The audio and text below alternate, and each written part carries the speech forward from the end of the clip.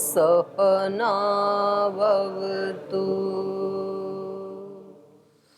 सहनौ भुनक्तु सह वीर्यङ्करवावहै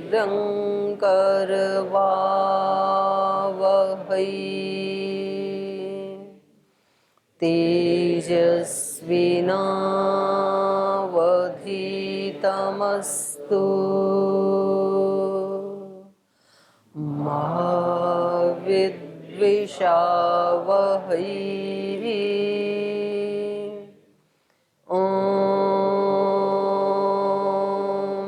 व्रतानां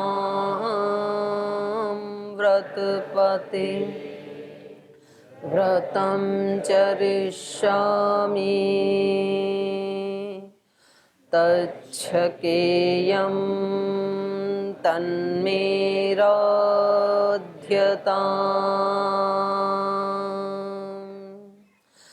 इदमहमनृतात् सत्यमुपैमि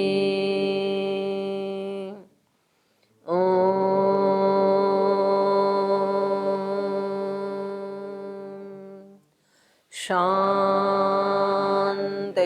शान्ति शान्तिः।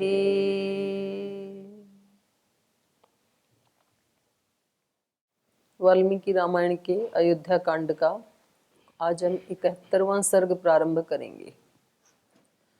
पिछले सर्ग में श्री राम ने जो उपदेश दिया उससे ये मालूम पड़ता है कि श्री राम एक बहुत ही उच्च कोटि के राजनीतिज्ञ भी थे। राजनीति का इतना ज़्यादा उनको ज्ञान है तो लगता है उन्होंने पॉलिटिकल साइंस भी पढ़ा होगा गुरुकुल में, क्योंकि खुद तो राजा का तो अनुभव नहीं, अभी तो राज्याभिषेक होने ही वाला था तभी वन में चले गए। लेकिन उस समय भी गुरुकुलों में या शिक्षा व्यवस्था में राजनीति शास्त्र था, ऐसे इनके इस ज्ञान को देख करके लगता है बहुत बड़े बहुत ऊंचे राजनीतिज्ञ भी हैं ये। और एक बहुत ही सुंदर लंबा चौड़ा उपदेश इस सर्ग में इन्होंने दिया है 54 श्लोकों में। तो ये अपने आप में से कोई इसके ऊपर कोई रिसर्च पेपर कोई लेख ऐसा लिखा जा सकता है। इस तरह का प्रयास भी करना चाहिए विद्यार्थियों को। जो नए नए टॉपिक आते हैं और जो वर्तमान में, अब देखो वर्तमान में राजनीति का स्वरूप और वैदिक काल में राजनीति का स्वरूप, तो इसका एक शोध किया जा सकता है कि इस राजनीति जो वर्तमान की राजनीति है उसमें किन किन पहलुओं में त्रुटि है, जिसके कारण उन त्रुटियों के कारण कौन कौन से कष्ट प्रजा को भोगने पड़ते हैं।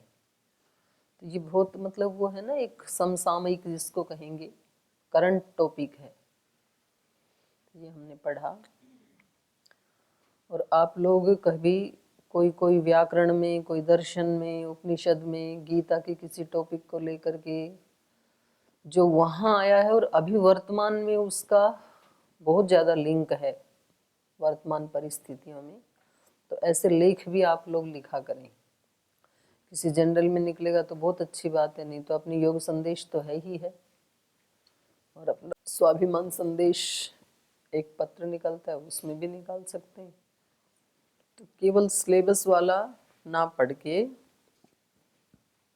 अतिरिक्त पुस्तकें भी पढ़नी चाहिए और अतिरिक्त कार्य भी करने चाहिए। तो क्रिएशन से फिर प्रसन्नता मिलती है, नया क्रिएशन होना चाहिए कुछ जीवन में। तो चलिए आज ये नया सर्ग हम शुरू करेंगे।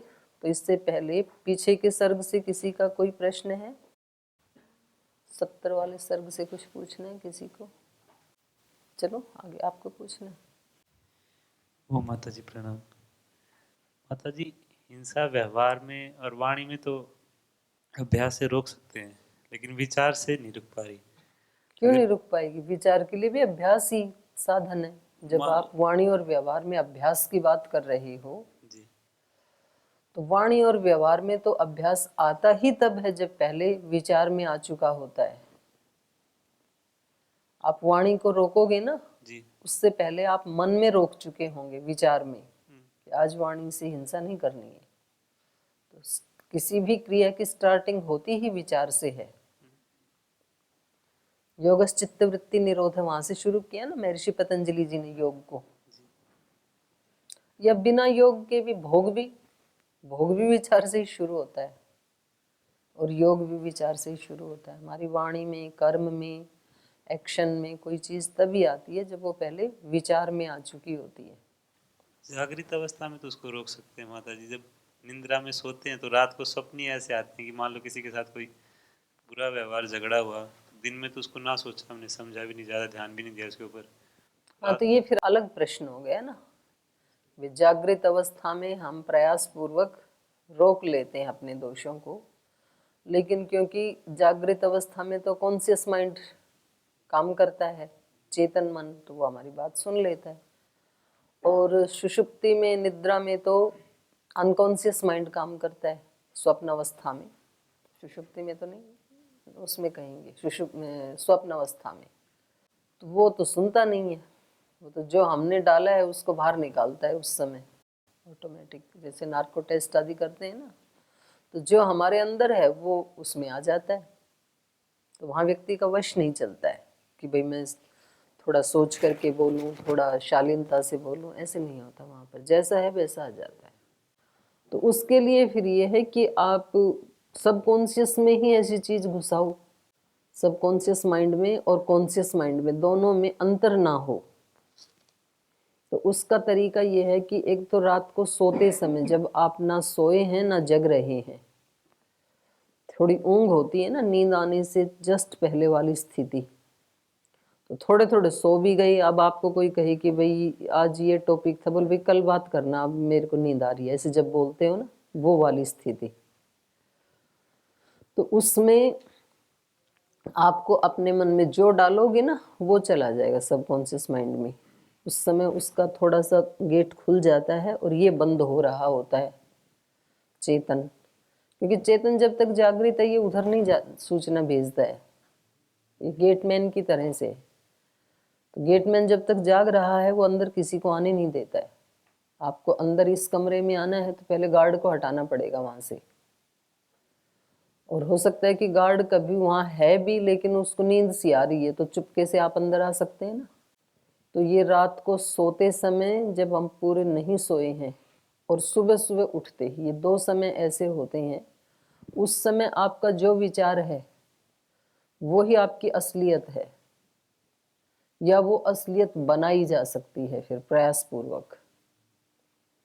जैसे आप रात को सोते समय आपको अंतिम विचार क्या आता है, वो आपकी चेतना का स्तर है। या सुबह सुबह उठते ही पहला विचार क्या आता है। मतलब एक तो आदमी ऐसे प्रयास पूर्वक, भाई उठते ही मैं भगवान को प्रणाम करूंगा, धरती माता को प्रणाम करूंगा, गुरुजनों को करूंगा, ये तो हो गया सोची समझी बात। लेकिन आंख खुलते ही सबसे पहला विचार कौन सा आता है आपका, वो हमारी वास्तविक स्थिति है। किसी व्यक्ति का आता है या किसी परिस्थिति का आता है, किसी वस्तु का आता है, अपने बारे में आता है, दूसरे के बारे में आता है, भगवान के बारे में आता है, देश के बारे में आता है, गुरु के, जो भी आता है वो रियल है। और उस रियलिटी को अच्छा बनाने के लिए फिर ये जागरण मंत्र, शयनकालीन मंत्र, तो ये बहुत साइंटिफिक है। हमने तो उसको ये मान लिया भाई ये भी दिनचर्या का एक भाग है, बोलने हैं मंत्र। तो यहाँ 6 मंत्र फट फट फट बोल के मशीन की तरह, और अंदर जा कर के फिर 12-1 बजे तक जगते हैं, फिर व्हाट्सअप देखते हैं या गपशप करते हैं या पढ़ाई करते हैं, जो भी करते हैं। सोए तो नहीं ना, लेकिन आप तो आपका मन शिव संकल्प से युक्त कैसे होगा। आपने अपने मन को निर्देश दिया था, तन्मे मनः शिव संकल्पमस्तु, और मन में डाल रहे हो आप व्हाट्सएप की गंदगी, तो रात भर तो वो चलेगी, फिर शिव संकल्प तो नहीं चलेगा। तो आपने, चलो यहाँ दिनचर्या है, आपने बोल भी लिया, तो रात को सोते समय जब बिल्कुल आपको नींद आ रही, आपको लगता है कि बस अगली 1-1.5 मिनट में पूरा सो ही जाऊंगा, उस समय इन मंत्रों का चिंतन करना चाहिए। और मंत्रों का ही नहीं, बिना मंत्र के भी जो आप चाहते हो वैसा चिंतन कर सकते हो। कि मेरे अंदर, मेरे अस्तित्व में ये चीज उभर करके आनी चाहिए। तो उसको हिंदी भाषा में भी बोल सकते हो, बंगला, उड़िया, किसी भी भाषा में बोल सकता है व्यक्ति, बिना मंत्र के भी। तो फिर आपका कंट्रोल हो जाएगा। फिर आपको स्वप्न में भी वो चीजें नहीं आएंगी जो आप नहीं चाहते हो, वही आएंगी जो आप चाहते हो। क्योंकि आपने अपने सबकॉन्शियस माइंड को और सबकॉन्शियस माइंड बहुत जल्दी सुनता है, कॉन्शियस माइंड नहीं सुनता है। आप कहते हो ऐसा कर, वो वैसा करता ही नहीं है। अभी जागते समय आप कहते हो कि आज से 50 सूत्र याद किया करूंगा, ऐसे आपने कहा अपने कॉन्शियस माइंड को, और जब याद करने लगे तो बोलिए नहीं याद होगा मेरे को, तो वो तो हड़ताल कर देता है तुरंत। लेकिन सबकॉन्शियस माइंड हड़ताल नहीं करता है कभी भी। एक बार उसमें जो चीज डाल दी वो जीवन में घटित होगी, उसको कोई भी नहीं रोक सकता है, आप भी नहीं रोक सकते, वो इतना ज्यादा पावरफुल है।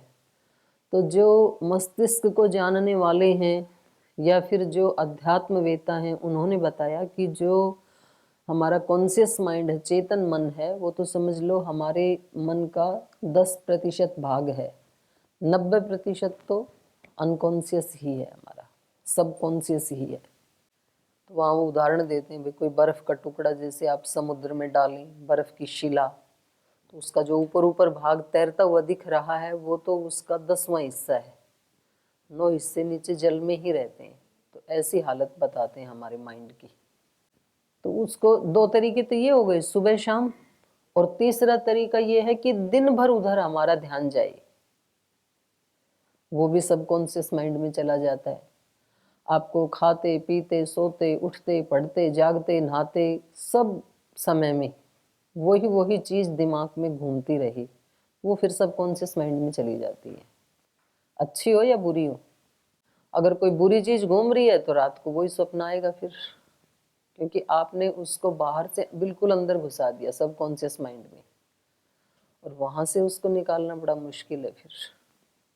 तो आप दिन भर भी सजग रहें, उन्हीं उन्हीं चीज़ों का चिंतन करें तो भी वो संस्कार बन जाता है फिर। और सुबह शाम का समय बहुत अनुकूल है, उपासना का समय बहुत अनुकूल है चीज़ों को बदलने के लिए। हमें सबसे पहले तो अपनी विचारधारा को ही बदलना होता है। जब हमें अपने जीवन में कोई भी परिवर्तन लाना है, अच्छा लाना है या बुरा लाना है, तो उसका प्रारंभ विचार से ही होता है। तो विचार के प्रति दिन भर भी सजग रहना होता है, और फिर सोते समय और उठते समय, ये 2 समय और एक उपासना का समय, इन 4 समयों में उसका सदुपयोग करते हुए हम अपने जीवन को कैसा भी बना सकते हैं। ठीक है, और कोई प्रश्न है किसी का? ओ माता जी, आप एक दिन भूमा के बारे में बता रहे थे, भूमा क्या होता है? भूमा मतलब ब्रह्म, विराट, ईश्वर। भूमा मतलब होता है ज्यादा, शाब्दिक अर्थ भूमा से बड़ा कुछ नहीं, ना। ये ऐसा कहा था। तो उसको उसमें पढ़ लेना, छांदोग्य उपनिषद में नारद सनत कुमार संवाद। ठीक है, या तो अपने जो आपको पढ़ाते हैं उनसे पूछ लेना, वो पढ़ा देंगे। चलो आगे चलो जी, बोलिए। नमस्ते माता जी। जी हमारे आचार्य जी अभी भर्तृहरि जी का वो वैराग्य सतकम पढ़ा रही है, उसमें आशा, तृष्णा और माया शब्द आया, तो उनका अर्थ क्या होता है? आशा, तृष्णा तृष्णा, और माया। तीनों का अलग अलग ही अर्थ है। मनोरथ। मनोरथ मनोरथ, जी। आशा का मतलब तो होता है कुछ प्राप्त करने की इच्छा, आशा।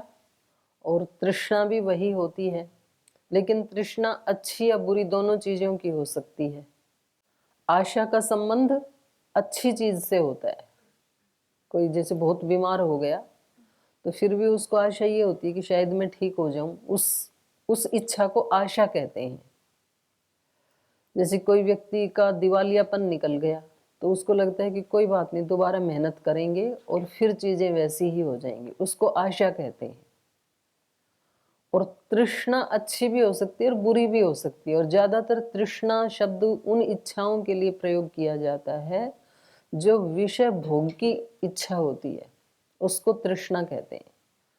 क्योंकि विषयों का स्वरूप ऐसा है कि उसमें जितना उनको भोग दें उतनी ही वो तृष्णाएं बढ़ती जाती हैं, कम नहीं होती हैं। अभी हम व्याकरण में अष्टाध्याय और प्रथमावृत्ति पढ़ते हैं, तो हमें थोड़ी सी मतलब सीख लेते हैं तो हमें और सीखने का जी करता है, मन लगता है। तो क्या उसको मनोरथ कहेंगे, उसको मनोरथ कहेंगे जो और सीखने की आपको इच्छा हो रही है। और तृष्णा उसको कहते हैं कि एक दिन आराम किया आपने, शरीर को आराम दे दिया कि आज कक्षा में नहीं जाएंगे, योग में भी नहीं जाएंगे, बता देंगे कि आज हमारे पैर में दर्द था, पेट में दर्द था, नाक में दर्द था, कुछ भी बता देंगे, तो अगले दिन ये और ज्यादा होगी। फिर आपको कहेगा, आप बोलोगे एक दिन नहीं गए तो चलो एक दिन और चलेगा, तो ये बढ़ती जाती। जैसे अग्नि में घी डालते जाएं तो बुझेगी कि ज्यादा जलेगी। उसका स्वभाव ही ऐसा है ना, उसमें घी खाने से वो कभी थकती नहीं है। आप छोटी सी अग्नि में, इतनी सी अग्नि में चाहिए 1 क्विंटल घी डाले जाओ, एक एक चम्मच करके, तो बुझ नहीं सकती है। ये नहीं कहेगी कि अब तो 1 क्विंटल खा लिया बस है, ऐसा नहीं होगा। तो ऐसे हमारे जो विषयों के प्रति जो हमारे मन में लालसा है उसको तृष्णा कहते हैं, वो कभी समाप्त नहीं होती है। वो भी तो कभी खत्म होएगी ना तृष्णा? हाँ, ना, कभी खत्म नहीं होती, उसका स्वभाव ही ऐसा है, वो कभी खत्म नहीं होती। खत्म होती यदि तो लाखों जन्म हो गए आपके और मेरे, अब तक हो ही जाती खत्म। गीता में भगवान कृष्ण बताते हैं ना अर्जुन को, अर्जुन तेरे भी अनंत जन्म हो चुके हैं और मेरे भी हो चुके हैं, और हम दोनों में अंतर इतना है कि मैं उन सब को जानता हूं, तू नहीं जानता है, ऐसे कृष्ण कह रहे हैं।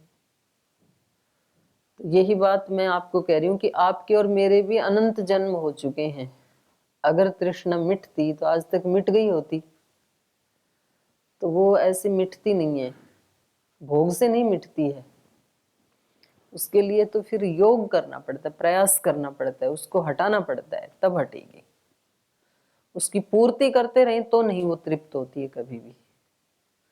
जो तृप्त नहीं होती उसी को तृष्णा कहते हैं। जैसे हर चीज का अपना एक स्वाभाविक लक्षण है ना, जो प्रकाश देती है और गर्मी देती है उसको अग्नि कहते हैं। ऐसे ही जो कभी तृप्त नहीं होती उसको तृष्णा कहते हैं। जी प्रणाम जी। क्या आशा लिप्त हो जाती है? नहीं, आशा भी अनंत होती है, क्योंकि आशा भी आगे बढ़ती ही रहती है जो प्राप्त किया हमने। लेकिन आशा शब्द का प्रयोग हम प्राय वहां करते हैं अच्छी चीजों के लिए, अच्छी शक्तियों के लिए, भगवत प्राप्ति के लिए। ये भी बढ़ती जानी चाहिए और बढ़ती है। ये भूमा तक बढ़ेगी, ईश्वर प्राप्ति तक ये बढ़ती जाएगी आशा।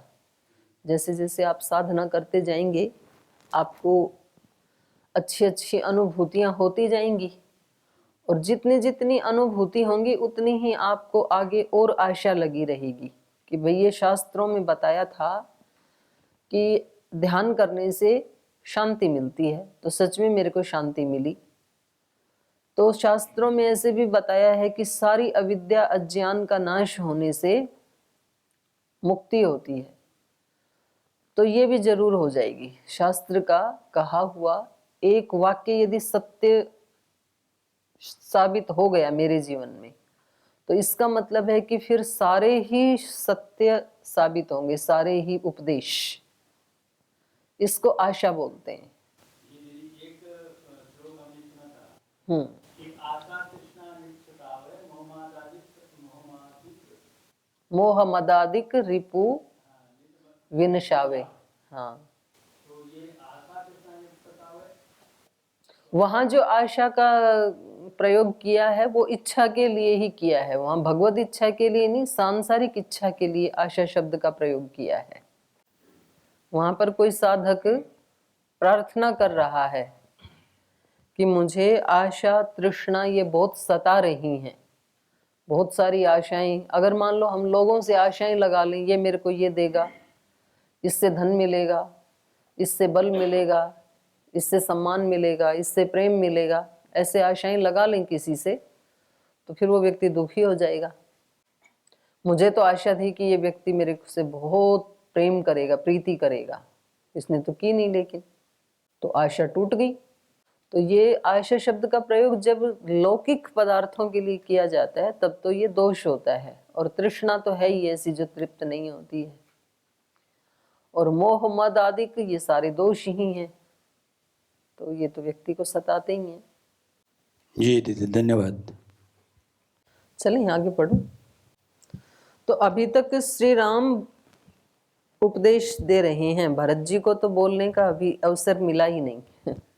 उन्होंने जाके प्रणाम किया और श्री राम ने शुरू कर दिया अपना उपदेश कि भाई राजा बने हो तो देखो थोड़ा सा टाइम है मिलने का, तो काम की बात कर लेते हैं, टाइम खराब नहीं करेंगे। जंगल में बैठे हैं तो ऐसे थोड़ी है श्री राम कहीं भाई ठीक है हमारे को तो कोई काम है नहीं और आप आ गए हो तो चलो आप भी आनंद करो हमारे साथ। अब व्यक्ति तो ऐसे सोचता है ना, जिस दिन पेपर पूरे हुए हंस रहे हो, इसका मतलब गड़बड़ है। बोले आज तो पेपर हो गया, अब अगली परीक्षा एनुअल परीक्षा के लिए तो एक दिन बाद देखेंगे, आज तो पूरा सोते हैं।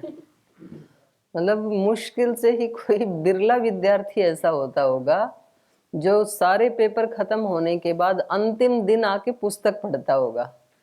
ये सारी धरती की ही मतलब ये मेंटेलिटी है विद्यार्थियों की। और कुछ तो मतलब हंस रहे हैं, बोले हम तो एक दिन नहीं 2-3 दिन सोते हैं कि अगले सप्ताह से, क्योंकि आज तो बृहस्पतिवार को परीक्षाएं खत्म हुई तो बीच में अब शुक्र शनि और रवि 3 ही तो दिन है, तो सोमवार से शुरू करेंगे अब पढ़ाई अगली। या 29-30 को खत्म हुई तो बोले अब अगले महीने में 1 तारीख से शुभ मुहूर्त है। और रोटी खाने का बोले वो तो रोजाना 3 टाइम शुभ मुहूर्त ही होता है, उसका कोई मुहूर्त नहीं देखना होता। तो श्री राम ऐसे नहीं है। जैसे ही भरत जी आए तो बोले भाई काम की बात करते हैं, अब आप राजा बन गए हैं तो बाकी की बातें बाद में करेंगे। तो ये बोल नहीं पाए थे अभी, तो अब यहाँ पर ये समाचार सुनाएंगे भरत जी की तरफ से 71वें सर्ग में। तो इसको पढ़ते हैं, चलिए। रामस्य वचनं श्रुत्वा भरतः प्रत्युवाचः किं मे धर्माद्विहीनस्य राजधर्मः करिष्यति शाश्वतोऽयं सदा धर्मः स्थितोऽस्मासु नरर्षभः ज्येष्ठे पुत्रे स्थिते राजन् न कनीयान् नृपो भवेत् स समृद्धां मया सार्धम् अयोध्यां गच्छ राघव अभिषेचय चात्मानं कुलस्यास्य भवाय नः केकयस्थे च मयि तु त्वयि चारण्यमाश्रिते दिवं आर्यो गतो राजा यायजूकसतां मतः। रामस्य वचनं श्रुत्वा भरतः प्रत्युवाचः। श्री राम ने जो राजनीति का उपदेश दिया उसको सुनने के बाद श्री भरत जी ने उत्तर दिया, किम में धर्माद विहीनस्य राजधर्मः करिष्यति। भैया आप तो बहुत अच्छा उपदेश दे रहे हैं राजधर्म का, लेकिन जो खुद ही व्यक्ति धर्म से हीन है उसको राजधर्म का या लोक धर्म का कोई भी उपदेश दें तो उसके लिए तो व्यर्थ है। तो मैं तो स्वयं ही धर्म से विहीन हो चुका हूँ, ऐसा भरत जी कह रहे हैं। जो व्यक्ति खुद ही धर्म से हीन है उसको किसी भी धर्म का उपदेश दें, वर्णाश्रम धर्म का उपदेश दें, उसको आरोग्य धर्म का दें या संन्यास धर्म का दें, ब्रह्मचर्य धर्म का दें, गृहस्थ धर्म का उपदेश दें, उसको कोई भी धर्म का उपदेश दें, राजनीति धर्म का दें, तो उसके लिए तो व्यर्थ है। ये अपने आप को धर्म से विहीन क्यों मान रहे हैं? तो वो अगले श्लोक में बता रहे हैं ये कि धर्म क्या है? शाश्वतोऽयं सदा धर्म स्थितोऽस्मासु नरर्षभ ज्येष्ठे पुत्रे स्थिते राजन् न कनीयान् नृपो भवेत्। आप मेरे को राजा समझ करके ये उपदेश दिए जा रहे हैं, लेकिन राजा होने का धर्म क्या है और हमारे कुल का भी धर्म क्या है कि बड़े भाई के होते हुए छोटा राजा नहीं बनना चाहिए। और यदि आप मेरे को राजा समझ करके, राजा बना करके राज धर्म का उपदेश दे रहे हैं, तो मैं तो पहले ही धर्म से विहीन हो गया। क्योंकि बड़े के होते हुए छोटा यदि राजा बनता है तो ये धर्म के विरुद्ध है, विपरीत है। ये धर्म क्या कहता है कि जो बड़ा है उसका ही सबसे पहले पिता की राजगद्दी के ऊपर हक होता है। यही धर्म कहता है, नीति यही कहती है। और दूसरों की नीति धर्म यदि अनुमति दे भी दें कदाचित, तो हमारे कुल खानदान की, हमारे सूर्यवंश की जो परंपरा है, जो धर्म है, वो तो इसकी बिल्कुल भी अनुमति नहीं देता है।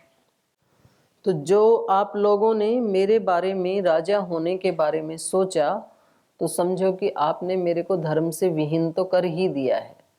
तो मैं तो धर्म विहीन हो ही गया हूँ, तो अब मेरे लिए ये उपदेश किस काम का है। मतलब दुखी होकर के ये बात कह रहे हैं। अयम शाश्वतो धर्म, शाश्वत धर्म तो ये है, अस्मासु स्थितः, जो हमारे कुल में स्थित है।